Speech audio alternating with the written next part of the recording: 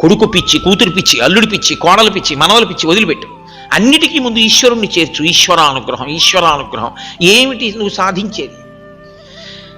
నా వాళ్ళని నువ్వు ఎవరి మీద పేరాశ పెట్టుకున్నావో వాడు నీ కొంప ఏ పాతికేళ్ల తర్వాతో ముంచేస్తాడు.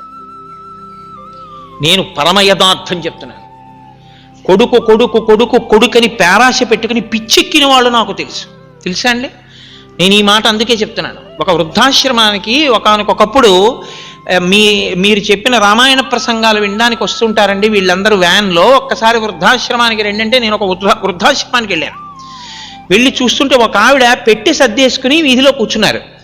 నేను ఆ వృద్ధులందరినీ పలకరిస్తూ అలా వచ్చేటప్పటికి ఆవిడ అన్నారు, నేనేం ఆవిడని అడగలేదు. ఆవిడ అన్నారు, అయ్యా నన్ను తీసుకెళ్ళిపోవడానికి మా అబ్బాయి వస్తున్నాడు ఇవాళ, అందుకని నేను ఇంటికి వెళ్ళిపోతున్నానండి, నేను పెట్టి సర్దుకున్నానారా. అమ్మ చాలా సంతోషం అమ్మా, ఇన్నాళ్ళు ఇక్కడ ఉన్నారు, మీ అబ్బాయి తీసుకెళ్ళిపోతున్నాడు, అసలు ఇక్కడ ఇన్నాళ్ళు ఎందుకు ఉంచాడు, చాలా సంతోషం తల్లి అని నేను ముందుకు వెళ్ళిపోయాను. ఆ వృద్ధాశ్రమ నిర్వాహకురాలు నాకు ఒక విషయం చెప్పారు.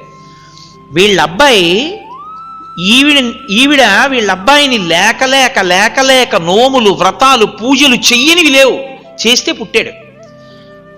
ఆవిడ భర్త మరణించిన తర్వాత, అంటే ఆ కొడుకు తండ్రి మరణించిన తర్వాత కొన్నేళ్లు పోయాక ఈవిడ ఆయనకి బరువైపోయి ఈవిడ్ని గుడికి తీసుకెళ్తున్నానని చెప్పి మాకు డబ్బు కట్టేసి చెప్పొద్దని, ఈవిడెప్పుడు గుమ్మం దిగింది కాదు, ఎక్కడికి వెళ్ళింది కాదు. అతను ఈవిడ్ని ఇక్కడ విడిచిపెట్టి వెళ్ళిపోయాడు.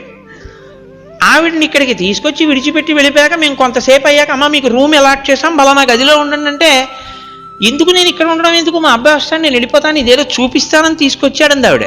కాదమ్మా ఇది వృద్ధాశ్రమం, మిమ్మల్ని ఇక్కడ చేర్చాడు మీ అబ్బాయి అని చెప్పాం. కొన్ని గంటల తర్వాత ఆవిడికి పిచ్చెక్కి